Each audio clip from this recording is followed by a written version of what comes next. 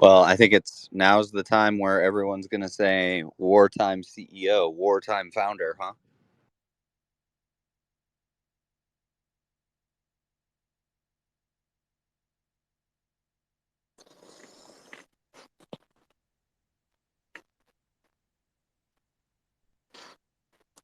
I'm just looking through this annual report. Loan concentrations may exist where there are borrowers engaged in similar activities. Blah, blah, blah. Global fund banking, early stage. Just looking through these tables. Our four market segments are global fund banking. What do you mean you're a bank and you're made global fund banking? The acquisition of Boston Private. I imagine Boston Private wasn't just some upstart bank. I don't know. Yeah, one was Boston Private. And when they acquired it, did it stay Boston private? Like, is there a bank in Boston that's funding Boston startups that is like, Yeah, you that, understand. Could extend to medical device manufacturers and stuff like that. Boston Private to be acquired by SVB for 900 million, January 4th, 2021.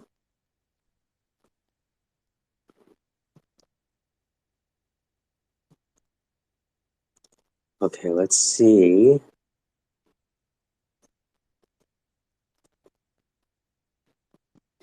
Mhm.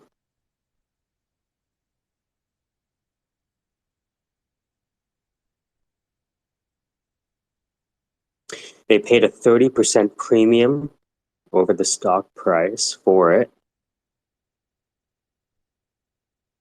Boston Private was a $10 million bank.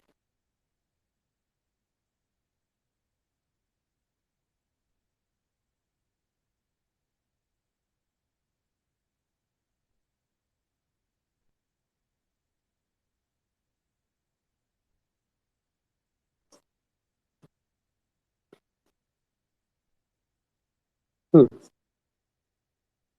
Well, I mean, I think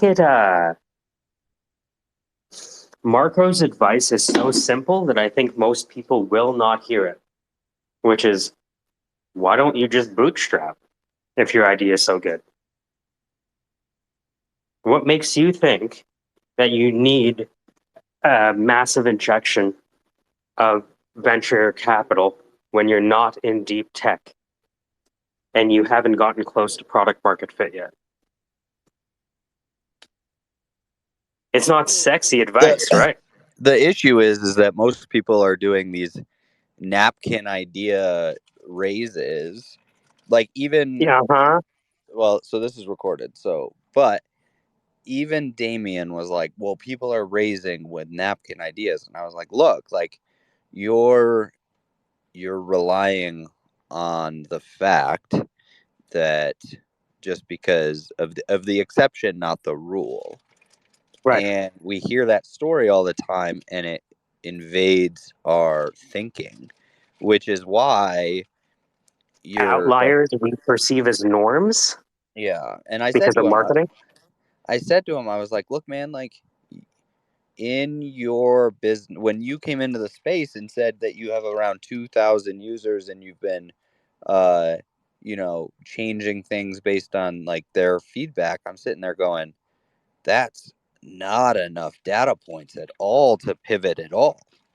Like, I get the pivot to Closet Coach, and it makes sense. It's a way for him to validate the model to some degree, but all of your branding and all of your marketing and all of your everything is Closet Coach focused, when it all needs to be focused on the size wise and focused on that as a startup, whereas Closet Coach can be a very profitable, very good small business. I think what's happened is we've had small businesses conflate into startups because of the cheap cost of borrowing for the venture capitalist funds doing the funding. Well, and that's the thing is like we have a whole bunch of quote unquote founders who are doing one to n type things and that's and raising valuations on it. Um, I mean, like that's the thing is like I'm not sitting there saying I'm a founder, right? I'm a founder of a small business, like my consulting business, my consulting firm. Like when the war is a platform where you can find military talent um, for your needs in different domains and build your That's team the around distinction. you. Yeah. That's the distinction, right? Is like that's where it's going to go. Am I going to go get a whole bunch of funding to build that platform? No, because there's people doing it right now. Like, right, Fiverr does the same thing, except Fiverr doesn't let you create teams to work simultaneously and integrated for you. Um, so I mean, that's why I call this account. Most people don't make the connection because the name is So You Want To. Attract Funding. That's the full name. Because I would, people pitch you all the time and you're like, I don't think you need money for that.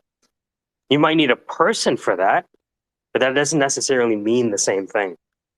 well, yeah, and it's the same thing with Web3 is like you don't really need Web3. Like what you're doing doesn't need blockchain. It doesn't 10x the user experience or the business profitability or anything. It's just a buzzword, right? You're Like using it so you can put a token underneath your business that'll make you a lot of money, not because it's helping you gain a performance gain. I'm not going to conflate it as like a money grab because I think that a lot of people are just uninformed to the idea of what is 10x better and what is the reason for a startup, right? Like solving a singular problem that you've had in your life and saying that you're a startup founder because you're going to create a solution for that problem and saying that there's a $200 billion TAM for this problem and realizing that nobody else actually ever had this problem or that they're not willing to pay for it, right? Like um, my client who's creating UserBee, you know, he came and the way he asked for my feedback, he was like, look, I'm going to show you through, we're going to walk through this, and then I'm going to throw out price numbers and I want you to say absolutely not, maybe, or no brainer. Those are the only three reactions I want when I say these numbers. And so he just started throwing numbers out, and I had to react as quick as possible to would I pay that? And he wants to know, am I like, if he came out with it at that number, like, duh, absolutely, I'd buy it. And so he's trying to figure out what number people are going, well, yeah, uh, I'd rather have it and not need it than need it and not have it. I've noticed another thing too is depending on who you're selling to, if you understand what the individual buyer has as spending leeway, sometimes people at a corporation will be like, okay, I can spend 10 grand on my own before getting approval. And so you'll negotiate to make sure that you fall under or you break it up into two parts, things like that.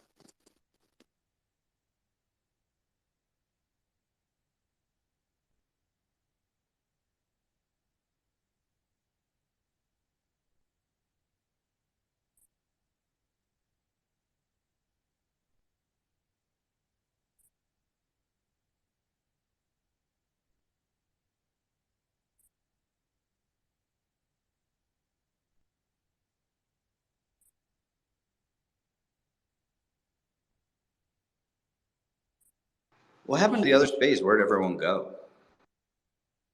I actually haven't invited anyone in yet. Sometimes I start the space off without inviting anyone.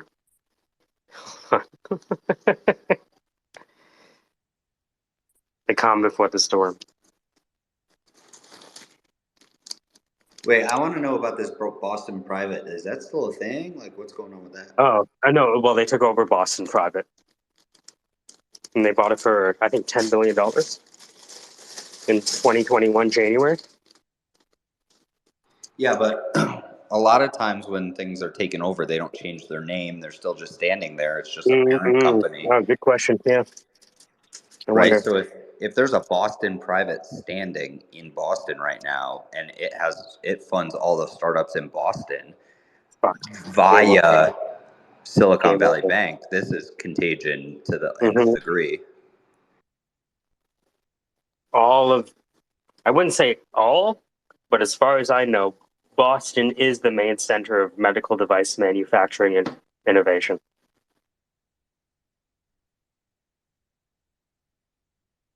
I imagine those capital requirements for like there's like Stryker and Drager. If you've ever seen those companies, they were the first to do robotic knee surgery.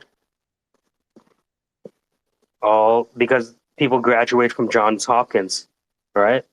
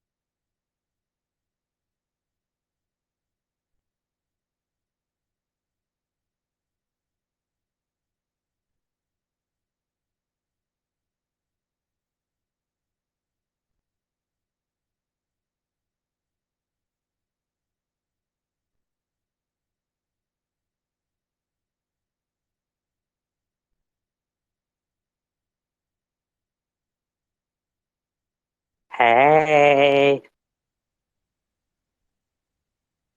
Who says hey like that? You? You're saying hey, hey. hey, hey. I- It sounds like hey, nay, nay, hey, nay. hmm I know. What's going on? Salud todos. How's the weather over there? It's snow World War III over here. Oh, it's snowy? hmm Oh, wow. Like movie snowing, Ali says. Oh, like how high is the snow? Like how Yeah, much? yeah. Let me take a picture. Yeah. I wonder if I can see the windows in the car still. I actually took a picture and I was gonna post it here too, but have you seen this super follow shit? Like I've seen that. I thought it was hilarious. This is the first time I ever see a room only for super followers. Like you're only invited if you're a super follower. Can only go in there if you're a super follower. Did you know that? Have you been in those rooms? Oh, interesting. No, Yeah. I mean, wow, exclusive. I know you pay to listen to somebody's, information and all that, right? That's what that is. But now it's like, oh, they added this. Interesting. All right, check it out. I put it to the top. That's what I'm looking at right now outside my window.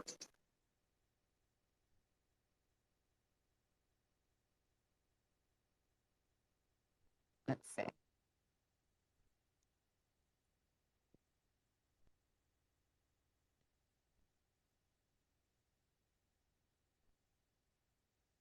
Oh, look how pretty. Those trees. Yeah, it's really soft snow. Yeah, it's like the wintry, the Christmas wintry snow. Mm-hmm. Mm-hmm. Um, yeah, look at this up here. I'm looking at it. It doesn't look real. I wonder if I can take a video to show you how like this thing is falling. How the thing does fall? Thing will fall down. Rain a fall. All right. Oops. I didn't realize my voice is being recorded on the video. Well, there you go.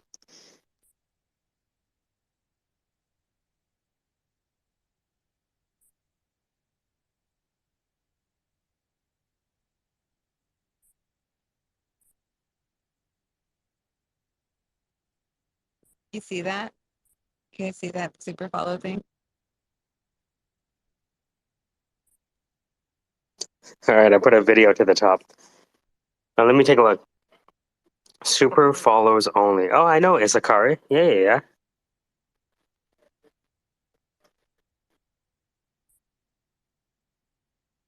All right, take a look. It's about 6 seconds of Canada. All right, Ruckus, this is what you have to look forward to when I move you over here. Shit.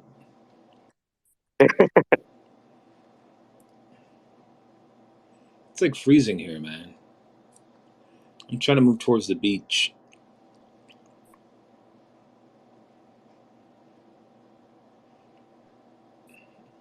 Hard pass. No, thank you. Oh, No? no. Snowy. Okay, we're gonna leave that other brochure then. Hard pass. That looks cold. Funny enough, sometimes the snow makes it warmer. It's when it stops snowing when you have to worry. No. No. You thought the snow was bad. You should see when it stops.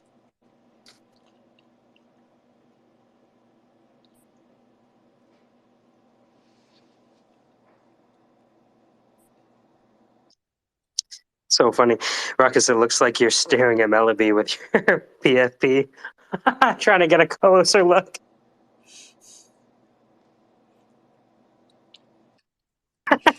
My wife was like, "Which one's speaking?" I was talking to Melody last night. She's like, "Where is she?" And I was like, "Right there." And it's like, "That's just boobs. That's not." Well, it's boobs. It's these I eyes was like, too. "Yeah, It's you like, gotta scroll, pinch the picture. It's like look past the boobs. I'm up here, right? I'm up here. it's big old eyes. You see these squinty big What old eyes. That's what you gotta look at. what ethnicity are you, LB? I'm Colombian. Okay, that's what I Colombian. said. Mhm. That's what I Yeah, said. Our neighbor he's from Colombia. yeah. Really nice guy. Honestly, very few Colombians that you'll ever meet and be like, "Man, that was an asshole," or "I didn't like him." Like, there's something about our spirit that is just like, I don't know, sweet for everyone. I mean, there's cutting people, right? Cutting and cunning.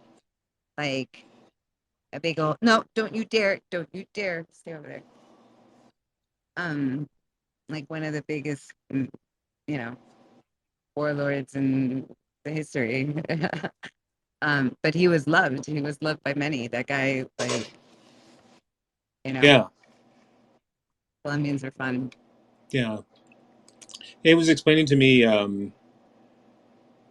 he was explaining to me how in this country, if you're born in poverty, you usually just stay in poverty for generations, and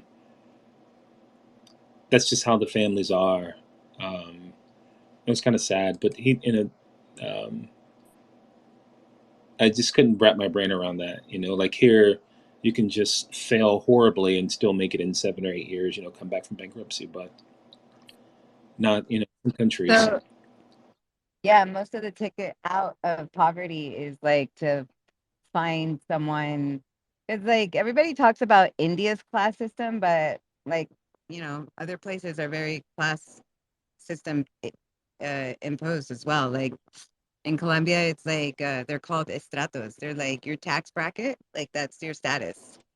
So like 4, 5, 6 uh pay for 3, 2, 1, 0, like, and like that it's a weird thing, but yeah, it's like it's everywhere. It's embedded in the culture and the government. But the way to get out of it for a lot of people, and then, like, thank God that there's beautiful women, but that's really how it works. Like women beautify themselves to like find the guy that that has the means, and they get out of it and they immediately have a baby and like trap that fucker in, like, How do the it's one of the reasons why I left. When I left, I was 18 and I was already like, also arranged marriages are big, not like, you know it is different style. It's like it's environment socially, like, you guys go to the same country club, like, grow up together, kids grow up, like there was yeah, I was supposed to be, I had two suitors and I was like, I'm not, like, I never even had a boyfriend. I was like, I'm not doing this. Like I was 15, 16, not wanting boyfriends. I wasn't that kind of girl. And so when I was 18, I was like, all right, I'm done. I'm actually an American citizen, so I'm going back to the US and like doing my own thing. how do the men get out of there? If the women get out of there with their beauty, how do men get out of there? Nah, I don't know. As your friend said, it's you're there, you stay there. So some people don't. Yikes.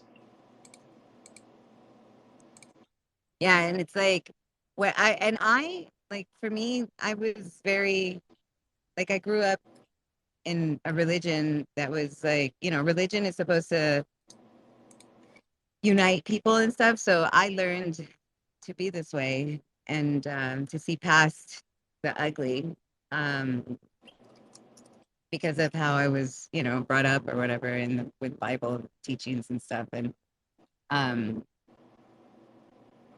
one of the things that was that is like, no matter, if the person has money or doesn't, like, you still love them, it's still there. So I grew up hanging out around with, it was funny because like people would be like, oh, that's why is she here?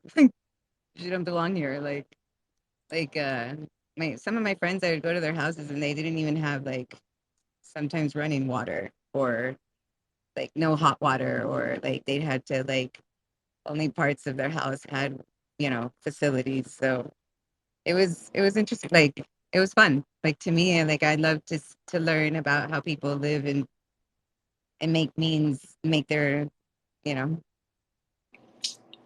make their way in life, even though they don't have the means that some do. So it was interesting. I helped build, like, out in a little town, like I've helped build churches. So like we would go and like always take goods. I would collect goods, and so I think that's why I have such a kind heart. I guess, I don't know. I have patience with people and try and understand where they come from. Sometimes at my own uh Peril. mental, yeah, at my own mental like capacity, like, or uh like I shouldn't put myself in situations sometimes because of, but I'm like, oh, I can help, I can do, I can, it's okay. Like it's not, it's okay. I've survived. Oh, Monster, how are you? Rackus, I like your picture.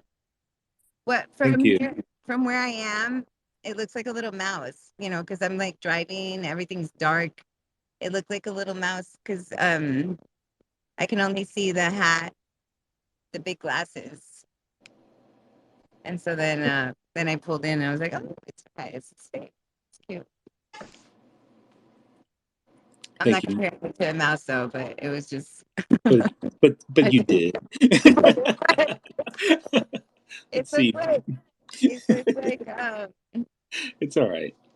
no, it's just funny because my man, I bought for the first time ever. I bought this like privacy screen, the screen protector, and I Yeah. can't even see my fucking screen. Like I don't know if it's a cheap kind. It wasn't cheap.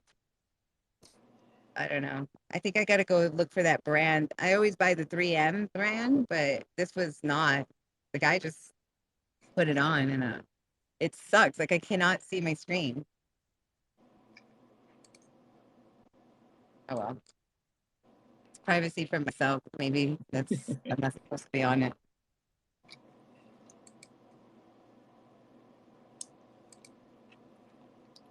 I just went through like what is this? A checkpoint, like customs, like it was funny. I think I'm gonna post my little see if I do. I have a plan. I have two plans I'm traveling with. Like I've had them for a couple of years, and I'm like, I'm not gonna let them go. I kept them alive, you know. So traveling with two plants. And that was funny. The dude goes, "What's that plant?" I'm like, "That's my house plant. That's my house plant. I got two house plants."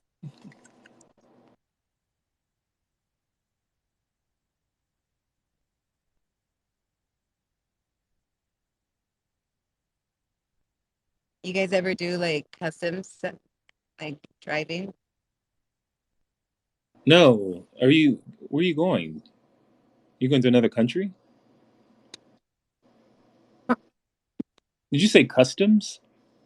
Yeah, checkpoints, like immigration customs. Where are you? Um, I'm in Texas. I just drove through El Paso. Why do It's they like, have immigration checkpoints? They mhm. have, they have custom checkpoints in Texas? Yeah, of course. It's border. It's a border town. Several border states have checkpoints. Oh, I didn't know that. Yeah, that's why it's funny when people are like, they talk about immigration and stuff. They don't even, we don't know where those points are. Like, there's things that are happening and people don't even know. So, wild.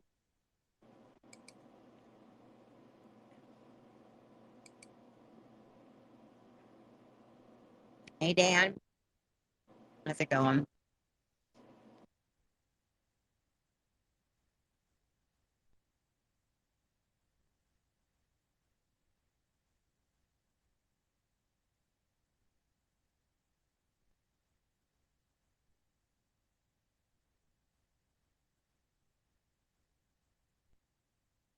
I just saw a Bart. Oh my God, that's hilarious. I almost want to turn around to catch that truck. Um, so the metro I don't, cabins, what are they called? Like a metro,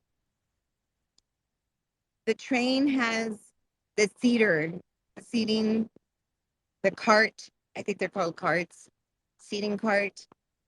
Anyway, I just saw Bart. That's Bay Area, uh something transit, our transit, rural transit, no, rail, Bay Area rail transit, and it's literally being hauled through Texas. I guess it's going to California. It's going to where I came from, up to the Bay. Yeah, that was so wild. I've never seen that.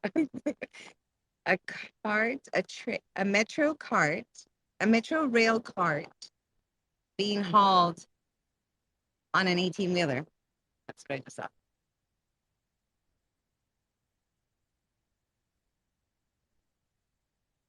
Might not be amusing to you guys, but it's pretty significant. Like it's a truck and it's a rail with seats, a rail cart with seats on a 18-wheeler. Okay, my amusement's over. Thank you.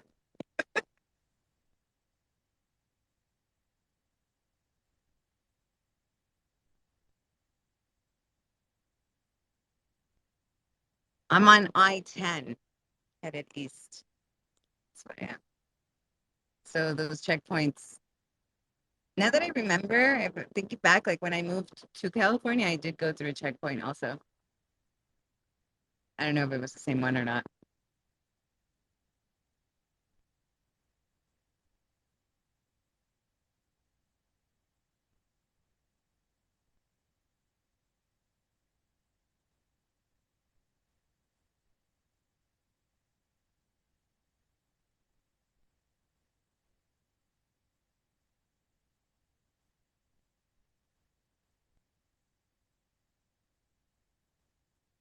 Well, it's interesting looking at Texas. I didn't realize how much of a border town it was, but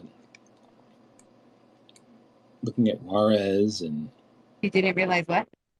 how much of a border, like it was like how much of a border town, a border state that it is. Like it goes all the way down to, Yeah, that was Mexico. yeah, yeah, it was Mexico, right? It used to be Mexico. Like California used to be Mexico. Like, oh, Yeah, this is all Mexico. yeah.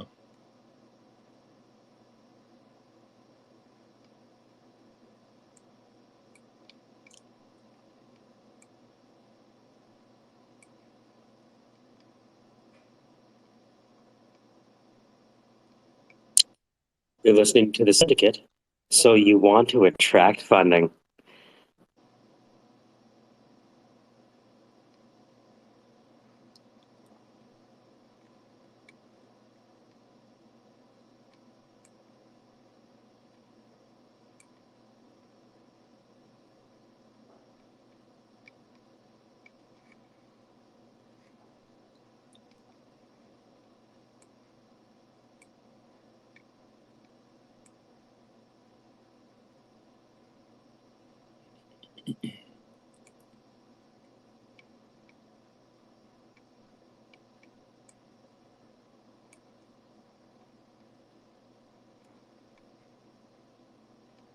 Hmm.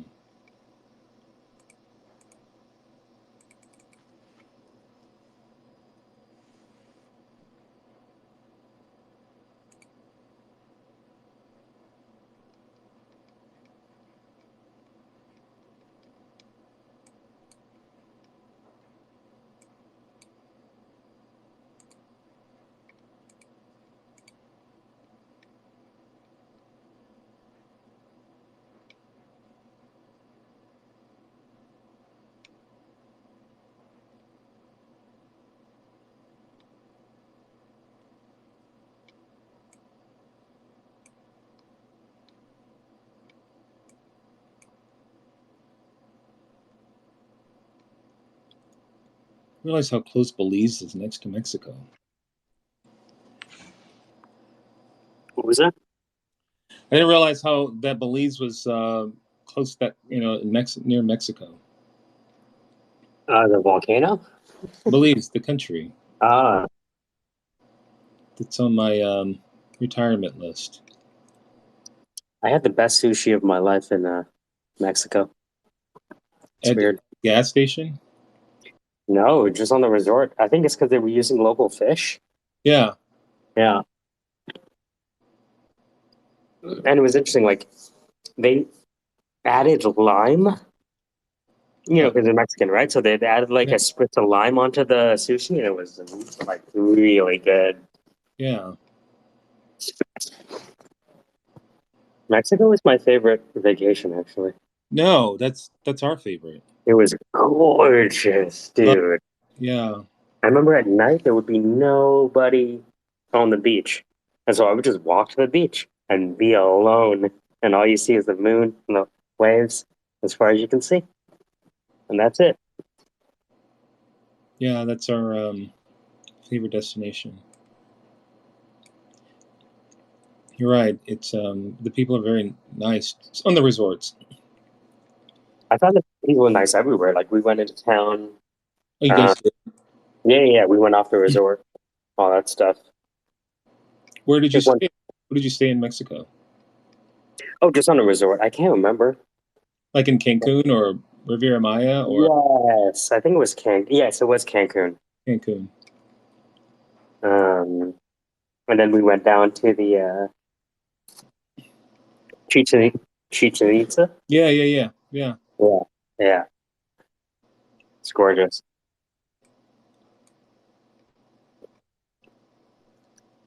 Yeah, we were toying with going there, but it's. I mean, our kids are small, so we never. We Mm-hmm. always felt safe on the resort, and it has everything that you need. Of course. I wouldn't take kids off the resort for sure. Yeah, I know. Yeah, Yeah. we get shit because No, it's like no. you don't go out to resort. I'm like, no, no, not with kids. I have dependents. You understand? Yeah, It's not. It's not worth having a local meal. no. End up like that fucking dude. You know what I mean? Like that other story. Yeah, no, yeah. Yeah. You know, we get flack about not leaving the resort with kids, but I'm like, My professor told me that kidnapping was the fastest growing third world industry. I'm like, okay, I'm not going to Guyana then. Let me just go to France instead, where they don't think I'm important. right. Yeah, you don't want to have a political last name in a third world country.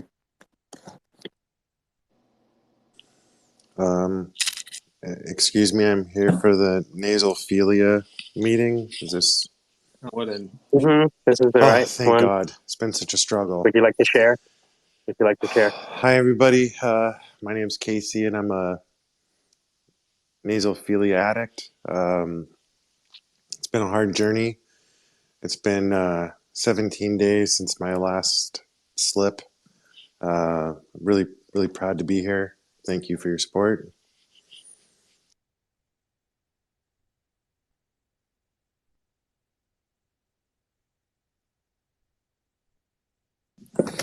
Ruckus, I am so grateful that you roll with this shit so well. Like, I'm really grateful. Like, don't ever mistake. I'm very grateful. I look at it as paying it back. Like the shit that I've given. It's the right. The karma balance is in effect. The Yeah, karma? yeah. The times I was an asshole. You know. Yeah, he would shit that No. last time. Like in the previous space, we're like, why are you guys giving advice when none of you have an NFT project? And I was like, yeah, that's a good point. Here's some karma for you.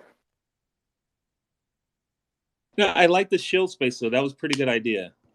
It went off kind of weak. I've had some really good spaces on the shill review. Like, there've been some good spaces in the past doing that. Maybe that was because SVB Bank was up.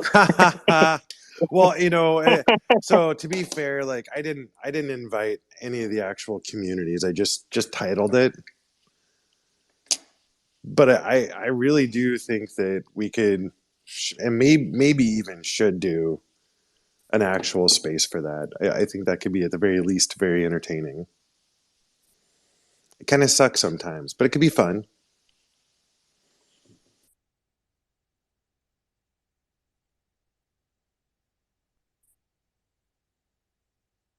I want to hear Ruckus and Dan pitch their wares. That's what I want to hear.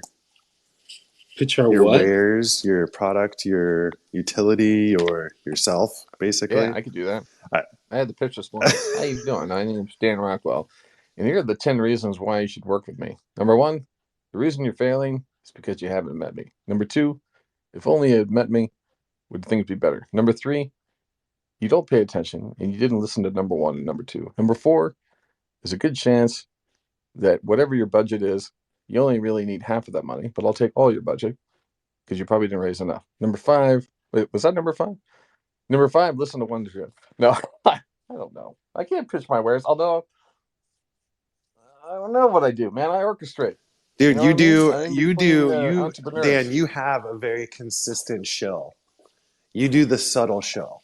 That's your shill Well, style. what's the subtle shill? I like that. Tell me The what it subtle is. shill is you're talking about the not necessarily exactly what you're doing, but you're kind of alluding to what you're doing without ever saying, I'm doing Mhm. this by my stuff.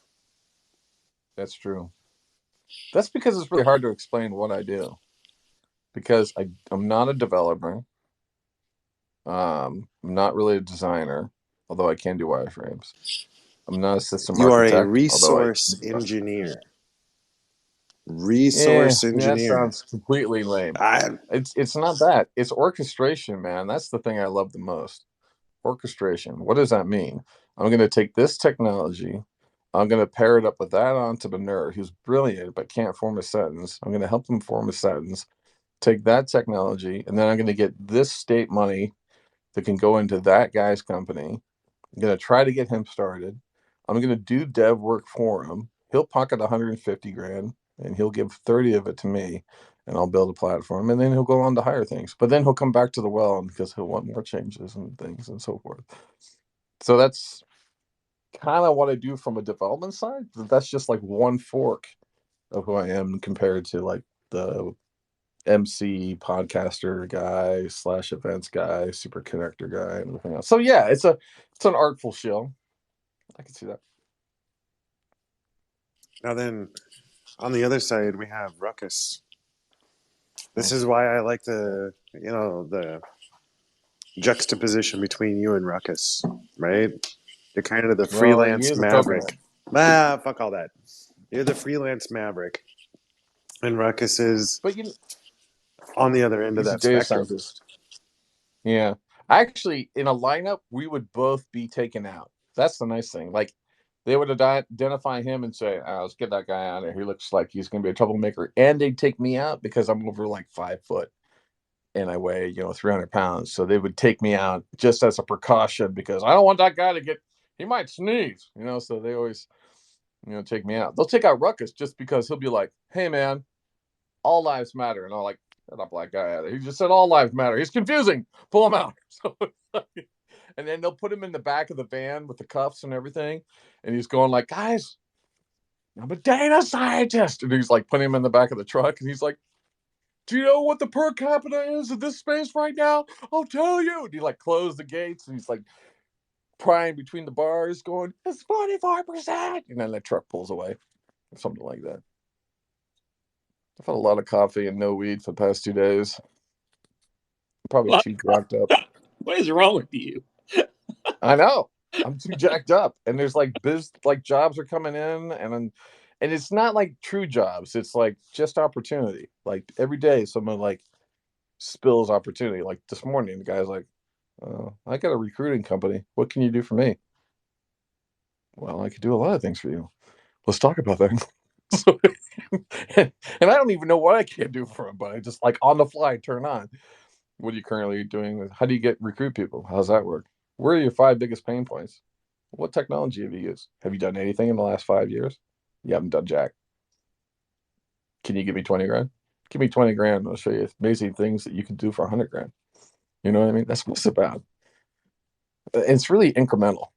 Everything in innovation and technology, for what I love, is incremental. You don't want to go perfect. You want to go for we understand and we can move with it. Incremental, rapid development, devoid of actual things that you might need. Like sometimes people put design on the forefront because they assume humans have to interact with things in order for you to be profitable. That's not true. That's not true for like 90% of the business out there. The first thing is just mapping out what you think it's doing, how you want it to work, and you sort of structurally can organize it and build it out in such a way that it's incremental and it's um, manageable, versus the classic startup from old that would raise, $4 million, hire people that they don't need, and then they burn all that cash and have no product. A lot of America is like that, which is insane. So this is a great example, Dan. You reach into the ethereal, the vague, the mystic, and you forge the path through that. Now, Ruckus, on the other hand, has the corporate lingo down, the value add proposition to the zero overhead initiative. So you've got somebody working outside of the system and somebody working in the system. And I want to know, Ruckus, if you were going to shill yourself, how would you do it? You mean like, I wouldn't know. I'll go into interview mode, because those are the environments that I'm, kind of selling myself. So, Right. what I bring, but I wouldn't know how to like you guys are doing it, like show a project or something like Well, that. imagine that you were not going the interview mode so much as the self-employed mode. Ooh, Can you imagine what that might entail? a little bit, yes. Yep, I can. Right? Yep. What's the first thing that comes to your thought process on that one? If I'm talking to a small business and they are looking for marketing, digital marketing, and I explain to them the different vehicles for marketing platforms they can use, and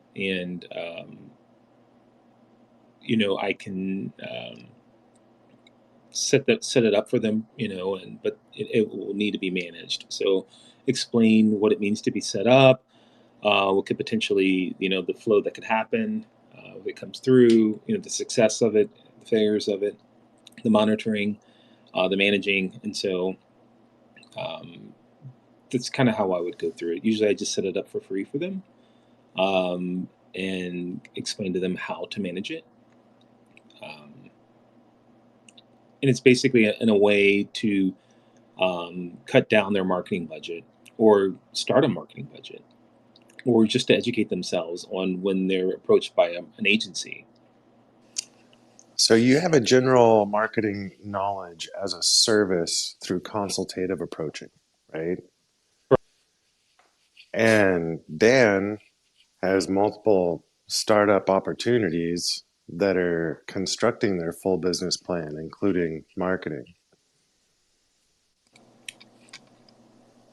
Maybe. I got to go on a call. Be back.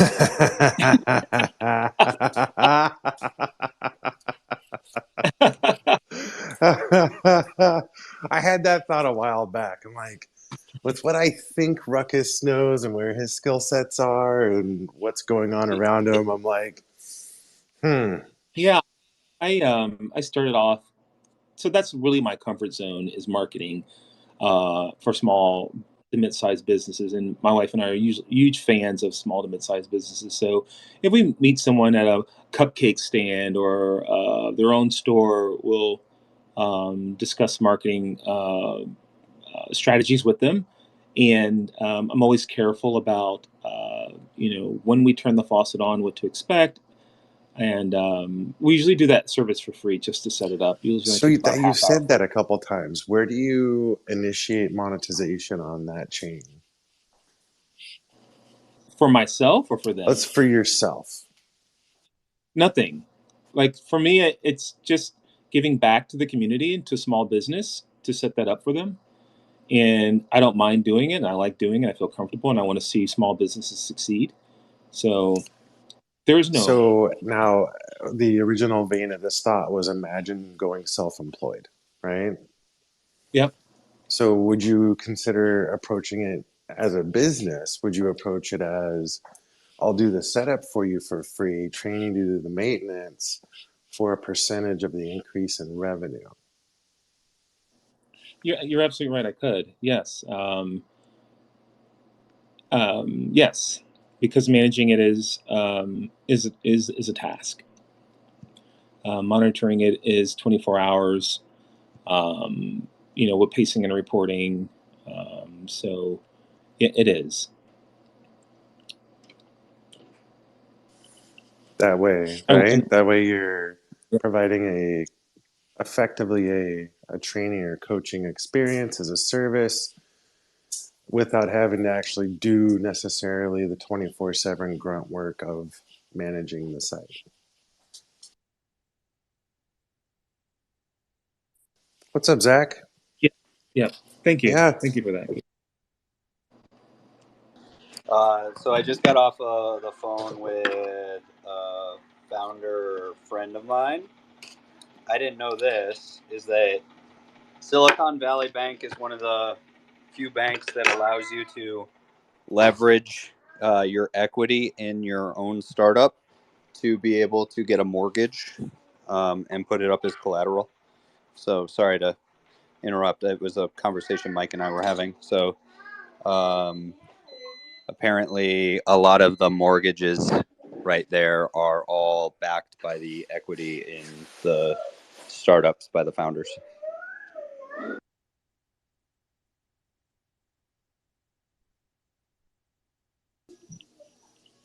So do me a favor, run that by me one more time. I want to hear that one more time. I got distracted. Yeah, so my friend is saying that the most of the founders in Silicon Valley that have homes in the valley uh, have put their startup equity up as collateral against their home, or like to secure the mortgage in Silicon Valley through SVB because it's one of the only banks there that'll let them do it, which just means that all of the homes are like somehow tied to all of this potentially. I don't know. I don't know enough about that. It's just a data point that someone said. Mike has been deep diving all of this stuff, and um, we've just been talking about Silicon Valley Bank and the issues and the ripples and the opportunities and the effects and all that kind of stuff all morning. So that was a data point we didn't have earlier that I didn't know about, but he knew about because he's a founder in Silicon Valley, and his whole house is mortgaged through them with his startup's equity as collateral. Really? Yeah, so he pulled all his money out yesterday, and he's like, I just pulled all my money out, and like I, he just didn't have anything to say, and then he freaked out and hung up, and I just talked him down. I was like, look, go call your investors and call a bank that'll back you, because you also have to think about the fact that if there's a large amount of companies registered in states or employees registered in California that they don't make payroll, I feel like not making payroll in California is probably a really bad thing.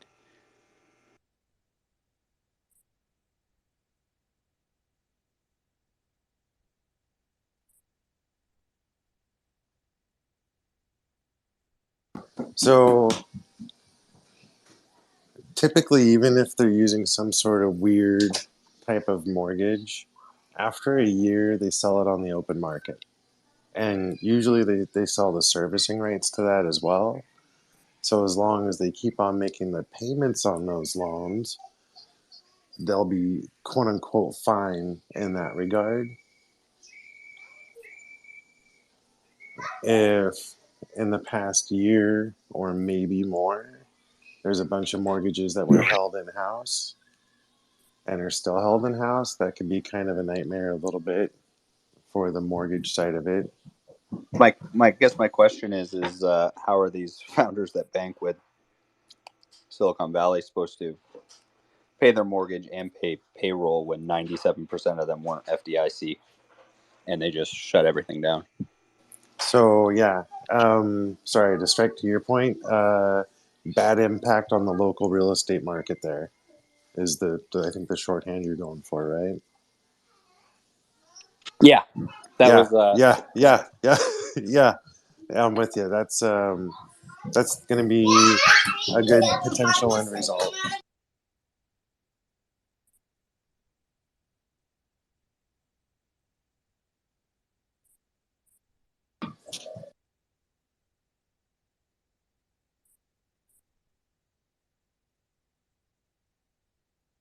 So if your whole business shuts down, your cash flow shuts down, you can't pay anything, and then,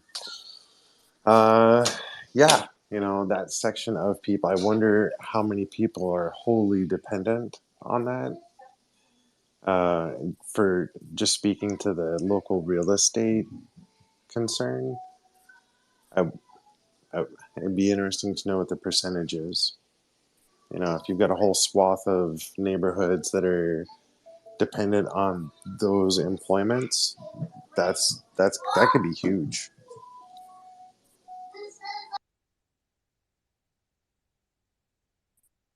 I don't know. I like what Dan said, that like this is just a blip and that's all it's going to be, and I'm hopeful, but um, I'm just trying to like play through worst case scenarios in my head just Yeah. to see where it could land and what that means, and then figure out what are the signals for those worst case scenarios.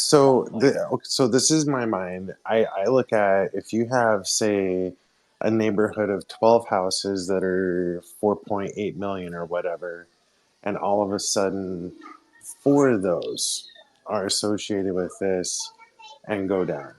And especially if they're kind of clumped together, then the entire neighborhood feels the impact when those get bought below market value, which is likely to happen. So you have a value drawdown on the local neighborhood in those type of situations. So it'll be the area impact of them selling cheaply to get out of their situation as fast as possible, if that makes sense.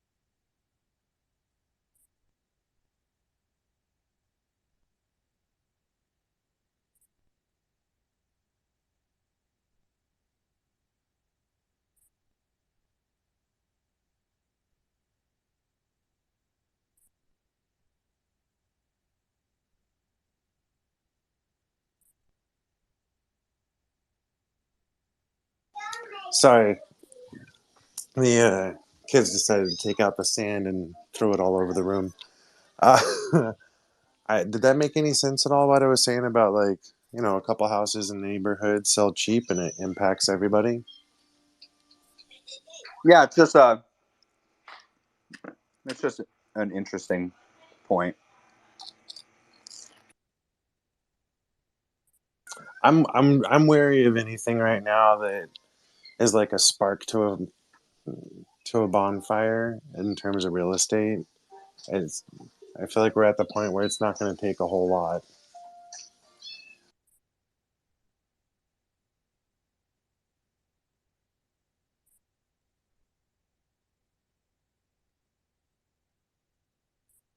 Hey, Casey.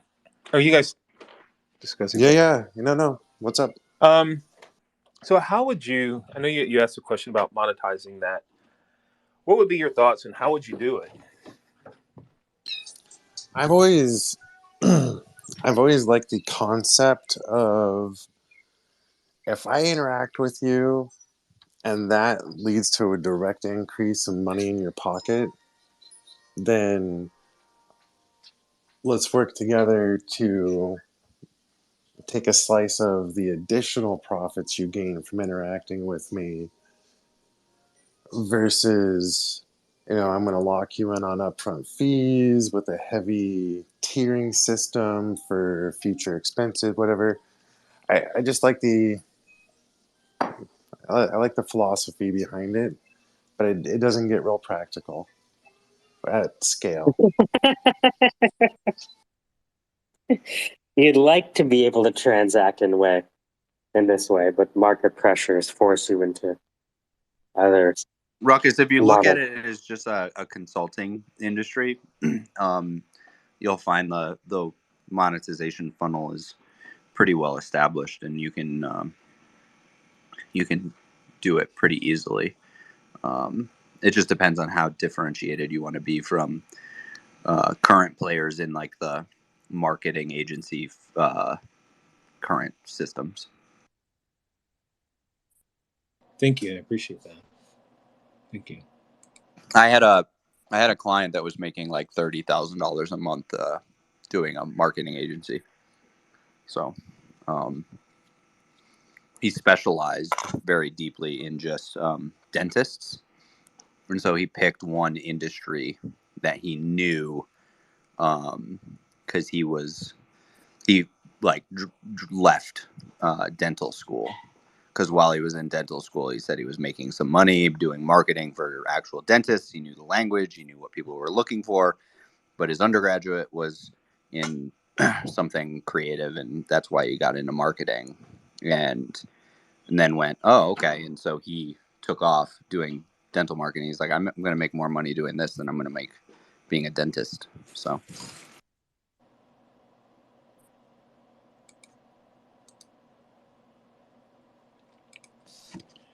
That's a good idea. I had not thought about that.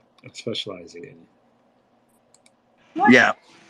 So if you can think of a specific industry, which you don't have to be like, top 1%. You just, even a cross section, right? So you could just cross section it as Black owned businesses in this region with this thesis. And then, right, because you have to understand the people that you're marketing to and marketing for. Start there, find a niche, capture as much of that as you can. Start with free evaluations of what they're currently doing just to get their emails, and then provide value through showing that you're an expert. So send blog posts or information pamphlets, things like that say, look, like look what I've done, look what I was able to do with this business, or here's some things that you might be doing or might not be doing that will help you. And then as they see it, 2 to 3% conversion down to the next part of your funnel is to maybe do like a weekend course where they can come up, interact, ask questions. You're showing them what you would do in their position. And then you say, but I also have this upsell of, hey, look, like if you really want to bring me in to help build the whole thing and do it all for you and set it all up, if this is how much it costs monthly. And then you're not taking, because if you provide part of the profit, and if you were coming to me and saying, hey, I'll market for you and I'll take 50% of any new business you bring in, I'm going to be like, well, cool, but my long-term customer, like, are you taking 50% of them over the lifetime of the customer or just the first month? Or how do we do that? So just taking just a fee of what you're doing is usually in this industry how that kind of works in consulting and coaching and stuff like that.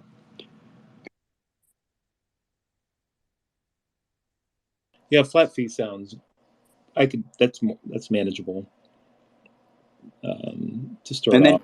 yeah, and if you do like let's say $1,000, I'll run X number of ads and I'll do these. $5,000 a month, I do this, and this, and this is my fee, not including the cost of the ads being run, right? So,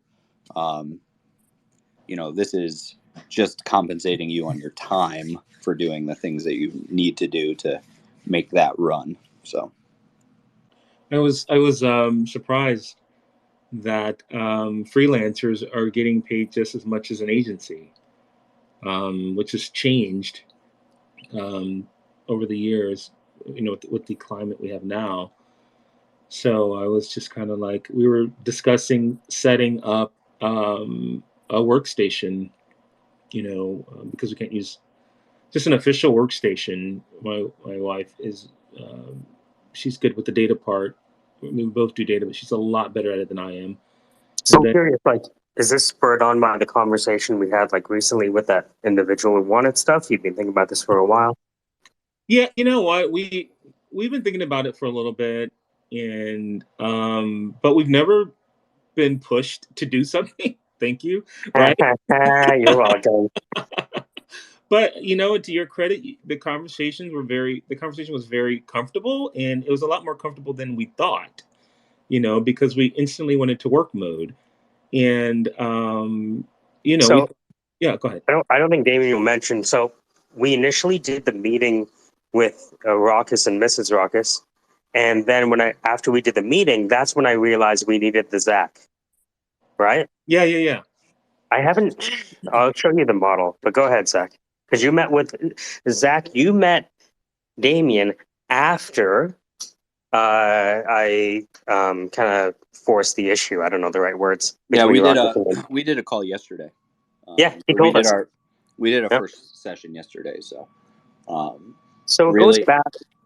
go ahead. So just at a very, very, very high level. So we had this Ruckus. I'll show you the map. I think I sent it to Zach recently about kind of the overall flow of how people meet us. Where is it? Doo-doo-doo. Where did I put it? Ah, here it is. I'll put it to the top because it doesn't matter. I don't mind if anyone sees this. Doo-doo-doo. All right. So one of the things that I would add to this as we grow out the capabilities is, all right, take a look at the top. You see that little post-it note thing?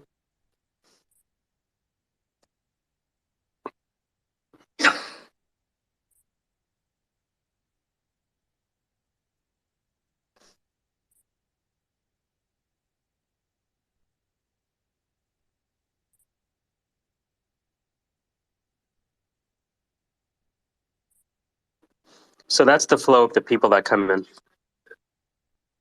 And you can just watch it happen in slow-mo every time.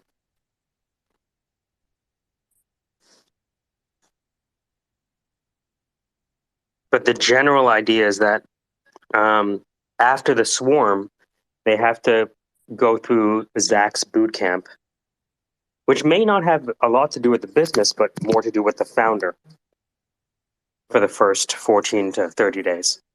And then and only then, after Zach's helped them